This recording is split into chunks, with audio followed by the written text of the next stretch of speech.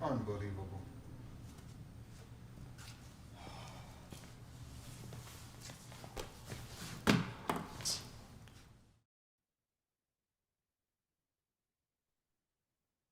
Hi.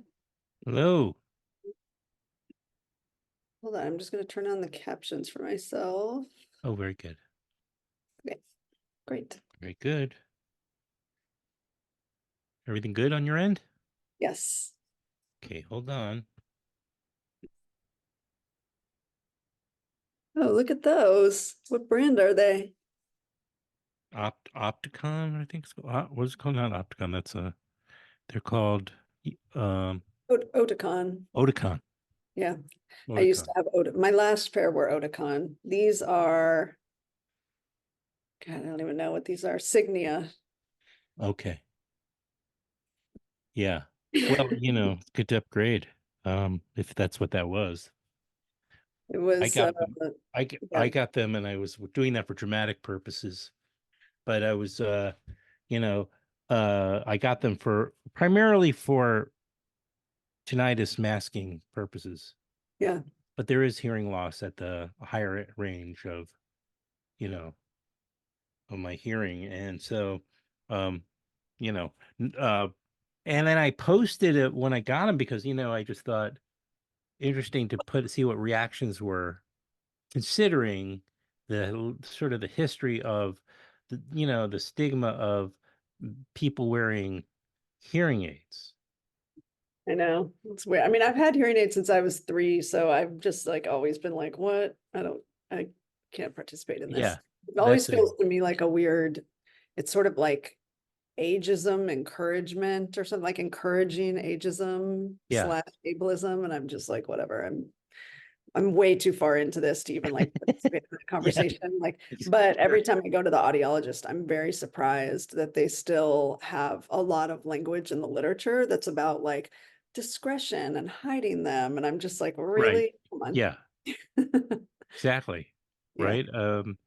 So it's like that kind of idea of benign stigma, they're feeding into this idea in a benign manner, but it's still feeding into the stigma, right? Because the point is, much like eyeglasses or anything else, it's like why not do anything but celebrate that technology that allows us to be somewhat less impaired in some way, Yeah. I mean, I try to dress mine up like eyeglasses because I just am I get, anything that will really, mine are black. I get ones that will really stick out, and then I put things on them that make them kind of pop a little bit more because of this conversation. Because I'm just I'm not hiding them. I will not I actually got a haircut specifically to show my ears. Right. Well, it's okay. You need to redo that because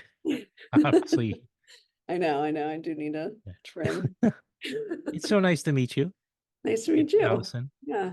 And interestingly, back in 2011, I started a film series, which really, begat this podcast. And I did some event with Maya Rudolph. Oh, amazing. Yeah, like I'm talking about probably like 11, 12 years ago, at Okay, least. wait. And we're talking about Maya E. Rudolph, not Maya Your Rudolph. Maya. Yeah, There's amazing. no way it's the other one because this was a very independent foreign film, and trust me, yes, I do remember her and being a very just terrific. And we did a Yeah, Q and A, and it was very this little place in Brooklyn where I was doing the series back in 2011 or something like that, 2011, 2012. So, and great. then also Joel Schlemovich is a friend of mine. Like, Oh my gosh, Joel, okay, casting him was such a funny story oh, tell it. because Yeah. I was trying to figure out, we were going to be filming the Deaf Club scene in New York. And so I wrote, I wrote a bunch of people at the Anthology Film Archives and Mhm. asked them just like, any chance you know someone who looks like Bruce Connor when he was 40 years old and also could maybe shoot 16 millimeter, and everyone wrote me back. I was like, Joel Schlemowitz. And then Funny. I saw Yeah. him and I was like, oh, he does look like Bruce Connor. That's weird. And then I actually got in touch with Jean Connor, Bruce Connor's wife, and showed her a picture of Joel and was basically asking for her blessing. And she was like, oh, he doesn't look anything like Bruce, but he does look like Robert, their son. And I was like, that's good enough for me. So Yeah. Well, that was a nice little surprise because I had no idea yeah, that I was Joel's going to find him. I mean, to call him, I mean, we're friendly, I should say that. I run into him periodically, just usually up here where I live, up a little bit upstate, and once took a bus ride up with him upstate because we were on the same bus, and then I saw him at the farmers market up in Kingston, New York, and Mhm. yeah, Yeah, he's great. All the 16 millimeter footage in my Deaf Club scene is filmed by him. wow, pretty amazing. Yeah. Well, it's I'm glad, I'm sorry about the Woodstock thing, but what was the Woodstock Film Festival in terms of premieres for you and for the Tuba Thieves? Um, it's a great question. It was not our New York state premiere They had a because Doc NYC. we were Where part were you? of MoMA Doc Fortnight. Oh, Doc Fortnite. Hmm. Yeah. And so it was definitely a Woodstock premiere. And Right. It was a Catskills premiere in a it was a Catskills premiere. Exactly. yeah. Well, good. I'm glad it was there.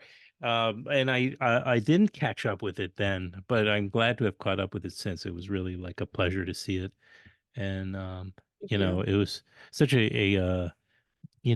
an ambitious and wonderful and beautiful film, Thank you. you know. But and for many that might have seen now the trailer, because I'll stick the trailer up front, it's like what we call at the True False Film Festival like a hybrid film, Mhm. right? Although the more I think about it, it really is like this even more unique in a way because it's like most of it is staged Mhm. and right, and so is there any parts of the film that are not staged in the Yeah, sense of there's a handful of sections. There's the interview with the musicians Voces del Rancho, that Sam Quinones, who's the right, LA Times reporter, interviews Voces del Rancho, and that's completely like pretty straightforward documentary. The high school students at the football game, we just did like very verite type hmm, shooting. right, There's actually, I mean, we just told them not to look at us on the bus. That was really it. right, right, right, right. And there's a handful of archival things in the film. The animal cams are not staged. And the fire footage. Wait, the animals weren't actors? They were not hired actors. There were no animal trainers. Um, That was the all archive? Yeah, that was all archived from my very favorite YouTube channel called Parliament of Owls, which is there's a guy, his name's Robert Martinez, and he has this YouTube channel and he goes out and sets up all these cameras in the Angeles National Forest. Oh, okay. And it was really great talking to him about it because he had we didn't use any of this footage, but he has a lot of footage of the animals in the forest, but you can see like planes flying above or helicopters flying above. And so, you know, like exactly what my concerns were and why I included the animals, which was really about like this noise pollution impacting everyone in LA. And so he has a lot of footage of that, which was fascinating to talk to him about. And what else? There's the Prince photographs are archival, obviously. Yeah. Yeah. Yeah. I got it. So yeah. So tell me a little bit about, you know, the seed of this project and kind of what maybe inspired you to make it. I mean the from a I guess a narrative standpoint from having what I had read, it was these as the title refers to, there is a series of thefts, a pilfering of woodwind instruments. Is it considered tubas or woodwind? Yeah, They're brass. brass instruments rather, right? Yeah. Brass, yeah. Tubas are stolen, and among other instruments at various schools, mostly high schools mostly in the Los Angeles, uh, right Yep. area Yeah, in Southern California. There Southern was California. Yeah. the inspiration was the Tuba Thieves, hearing about these stories, the Tuba thefts. But maybe like a little bit deeper than that, the inspiration came from when I graduated from grad school, I had just finished my first kind of really ambitious film project. And I made that film with a cast and crew that was across the entire spectrum of deafness and including hearing people. So like Hmm. hearing, hard of hearing, deaf. And I was really amazed by how different everybody's experience with sound was. Like it, I knew this, but I think it was just, I just had all these experiences of working very intimately with a bunch of people who all had really specific, unique, different experiences with listening and hearing and sound and hearing aids and tools and accommodation and different things. And I fit in there. And so when I heard the story about the Tuba Thieves, that was just what was already on my mind. So when I heard these stories, you know, I heard one story and was just like, what? That's really strange. I was driving in my car in LA. It was November 2011. And it caught my ear and I was like, wow, what a strange story. And then about a week passed, I heard another story about high school stolen from a different, tubas stolen from a different high school. Hmm. Uh, and then a month passed and I heard about a third high school that had their tubas stolen. And at that point, I started keeping a notebook. And I was just, every time I heard this story, it was just hitting me in an impactful way.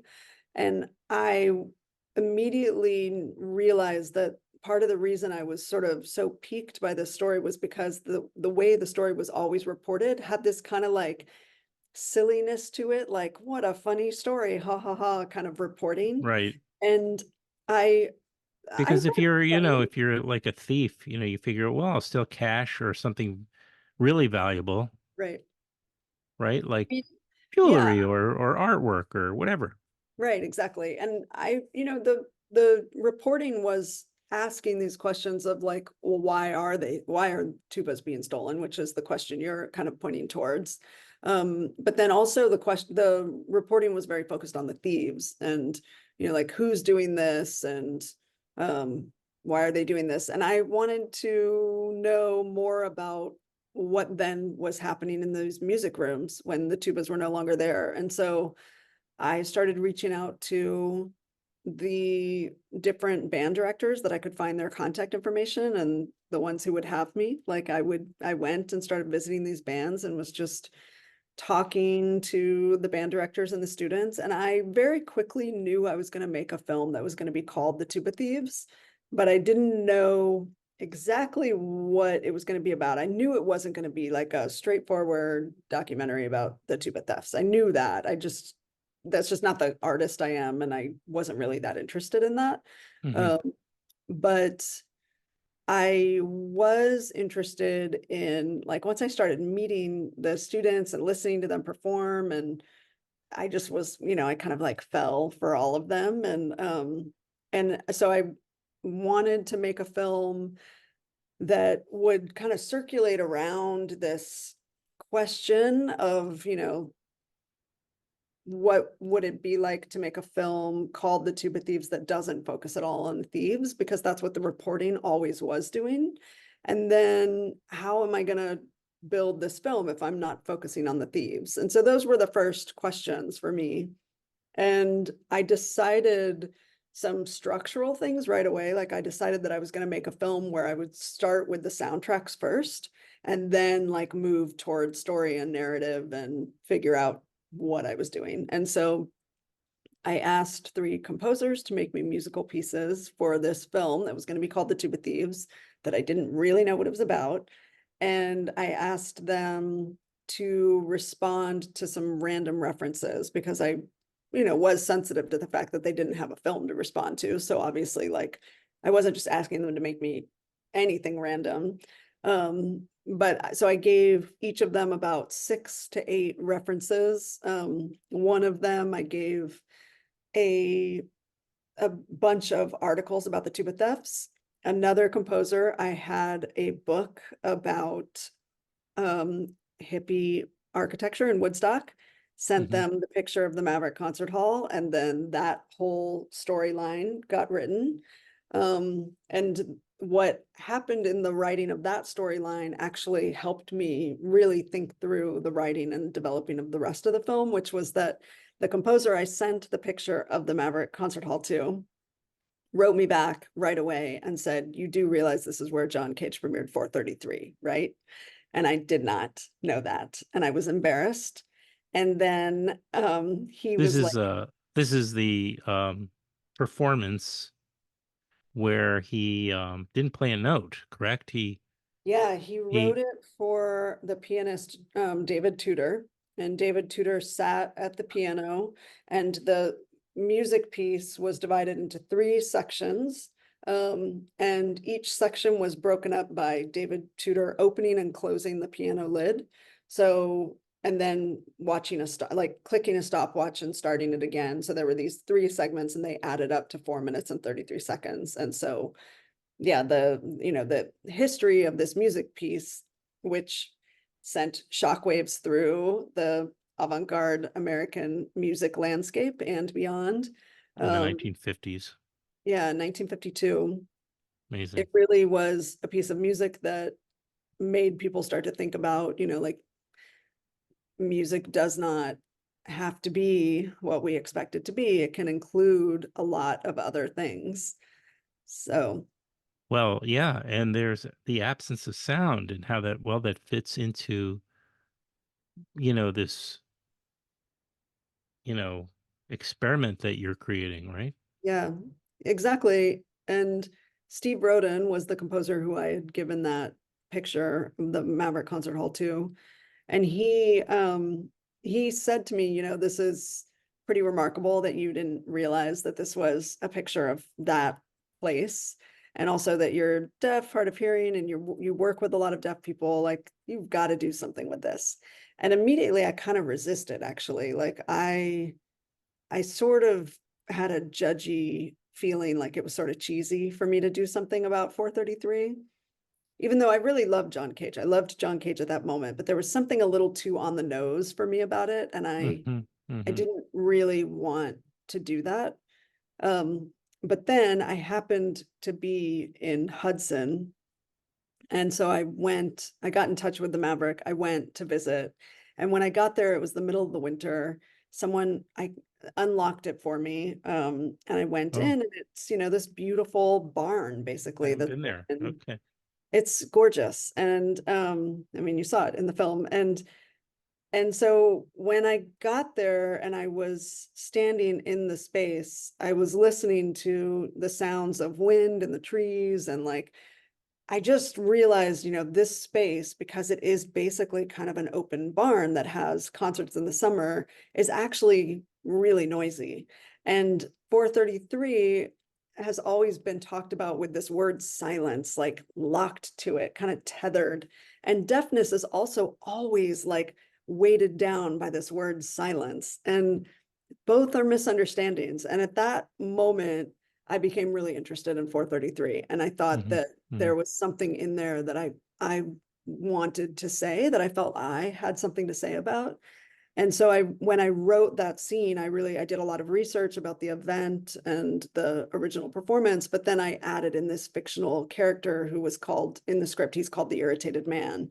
And he gets up and, he leaves the concert sort of in protest. And then the film really goes with him away from 433.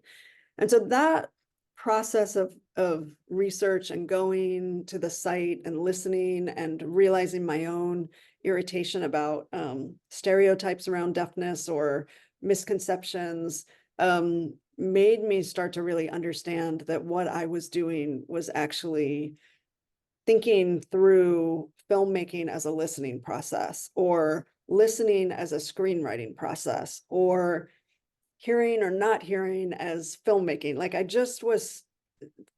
found kind of the point of exploration that I wanted to dive into. And so I started, it was as if these stories and anecdotes just started falling into my lap. And so I think the same week that I visited the Maverick, I also learned about the Deaf Club in San Francisco and how this deaf social club had hosted West Coast punk shows. And I was like, that also should be a part of this. I learned that Nike Prince, who had had a very small part in my first film, had dated a very famous musician, gone on tour with him. His drummer would set up a drum kit and set up 2 drum kits, and she learned how to drum by visually matching the drummer. And I was like, do you want to be the main character in this film? Like, I don't know what it's going to be. Let's just kind of figure it out together. And then I met Giovanni through the Centennial High School Marching Band, and he just was really dynamic and wonderful and told me some stories about his senior year of high school that I thought, I think maybe you should be the other kind of main character. And so the film kind of, it's almost like I wrote the film from like inside out or something. Like it was a Yeah, strange way to make a film, but it was very it is. interesting to Right. me. Yeah. But what a perfect premiere, at least New York premiere to Doc Fortnite. Are these experimental filmmakers, are they part of your, education or Yeah, I mean, we actually premiered at Sundance, which oh, you was, did? Okay. yeah, which was kind of a surprise to me. I mean, like Moment Doc Fortnite feels like a really, really good home for this film. Mm-hmm. Sundance, I was kind of like, whoa, amazing that it got into Sundance. Like I think I was shocked the entire time I was there. I'm still kind of shocked actually. What But was the experience like for you? at Sundance, it was phenomenal. We had our premiere was a sold out 400-seat theater. We brought balloons for everyone to hold, which was something that I had done in my first film, because this is a tradition in deaf social clubs where deaf people would gather to watch a movie, and they would blow up a balloon and hold the balloon, because the latex membrane of a balloon is really sensitive. So all the sound waves will travel across Oh, the latex. So if you hold it, you're right, like, right. you can feel everything in the film, and it's really detailed. And so we brought balloons and had them, and people just like loved that experience, hearing people, deaf people. And we brought most of our main cast, which was really fun. And the reception was great. It was, again, it kind of shocked me. Yeah. It was amazing. Yeah. And then MoMA Doc Fortnight was also great because New York has this really incredible deaf community. And so the theater at MoMA Doc Fortnight was almost exactly split, half deaf, Wow. half Yeah. hearing. That was my next question, was kind of like, had you had an opportunity to, screen this for a hearing impaired audience, and well, that was it, sounds like. Oh, we've had many. Yeah. Also, I don't use the word impaired. Okay. I was as I was saying it, I wasn't sure because you hadn't used that yeah, expression. yeah, we like to Impaired sort of means you're, you've got problems. you've got the problem, not everybody. You're drunk. I think it means you're drunk. Ugh. Um, but yeah, I've had a lot of experiences. We recently filmed or screened at Signlight, which is a entirely deaf film festival in Los Oh, Angeles. We screened at the Seattle Deaf Film Festival. So those were complete deaf audiences. And wow. we've gotten pretty much the same responses from both hearing audiences and deaf audiences. My preferred way to screen the film is with a perfectly like mixed Yeah. half and like New York, the MoMA Doc Fortnight was kind of my dream. Like what I had hoped and conceived of was to have very mixed audiences. Hmm. And I like having entirely deaf audiences too. Having an entirely hearing audience is not my ideal, but it hasn't happened very much. Usually they're mixed. That makes sense, right? Uh, and then it has had some theatricals now, right? It's been working its way through a kind of a theatrical trajectory. Is it Yeah. right now in San Francisco playing Yeah, as we speak? yesterday was our final screening in a theatrical run. So we Oh, started in New York at BAM on March 15th, and then we went to the Lemley theaters in LA, and then we went to the Walker Museum in Minneapolis, and then it was at the Siskel in Chicago, and then it was in Nashville, and then here in San Francisco yesterday. hmm. And so we're done right now with our theatrical. And then our Oh, next thing, May 20th, we open on PBS, on Independent Lens on PBS. right. Yeah. And right. Lois has been on this show a couple of times, but not for a long time. Lois Vossen. Yeah. Shout out Lois. I love her. Yeah, she's a terrific person, Yeah. isn't she? She's great. She's great. Oh, yeah, yeah. Great. All right, Yeah. so we'll hold off on this until after the 20th, because then people Okay. can go right from here and watch the Tuba Thieves, Yeah. which is the how many films have you made prior to the Tuba Thieves? One. Yeah, One. one longer film. I mean, the film I made before the Tuba Thieves is called Night Sky, and that film is 75 minutes long. Hmm. And that film is really meant for kind of a live experience. I mean, it can be screened Hmm. without a live component, but I usually try to show it 2 nights in a row, one with sign language accompaniment or with musical accompaniment. Right. You mentioned Nike was Yeah, Nike had a involved. small part in that, and then Who's in this one? Right. yeah. Uh, well, I mean, where do you go from here? And what is, I guess maybe it's a little soon to be maybe thinking about it. I don't know. Or, of course, you've been working on this in some fashion or other since it sounds like 2011 when this Yeah, started to 2011 was my first. percolate. Yeah. Yeah, I have some projects that I am moving towards. One is episodic and one is sort of hard to classify, I think, sort of Hmm. like the Tuba Thieves. Um, Hmm. and both also dealing with elements of sound and hearing and but very different from one another. One is a little bit more focused on sonic warfare and ableism. And then the other one is about deaf gossip. What So about what? deaf gossip. Death, Deaf gossip? Deaf, Deaf, yeah, deaf deaf gossip. Got gossip. it. Yeah. Well, I'm intrigued. Yeah.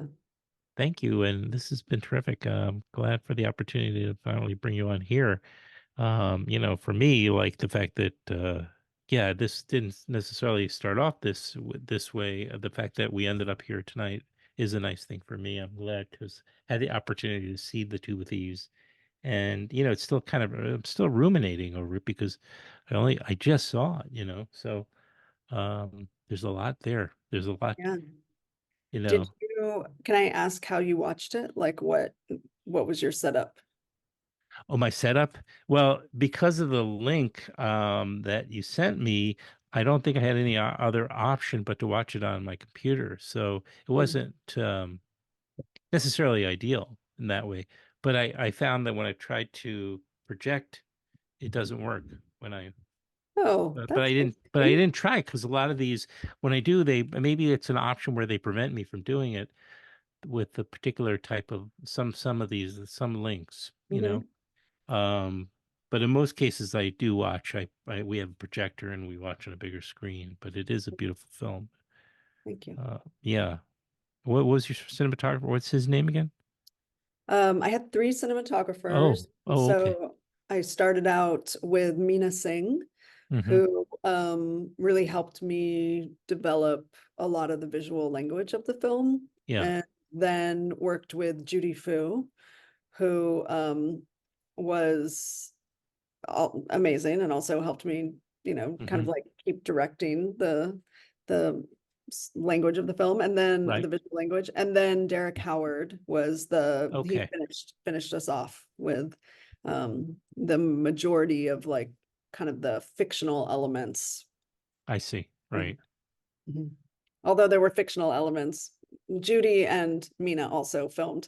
Sorry, there's no like distinction. It's not like one person was in charge of one kind of filming. They I they understand. all Right. three like Yeah. were Well, I really, just make really a integrated. distinction.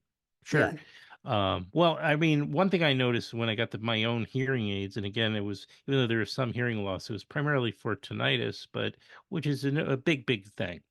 But what I found is by just posting with the question, is there still a stigma here? I got almost overnight like 100 responses from people, either directly who have suffered either hearing loss, tinnitus, or or with somebody close in their family, or a partner who is just amazing amount of so it's not only is there that stigma we started our conversation talking about in terms of it just being visible or not and that kind of nonsense, but also just how ubiquitous it is, and how I was surprised by how many people rather took little or no action to take care of it because of the stigmas.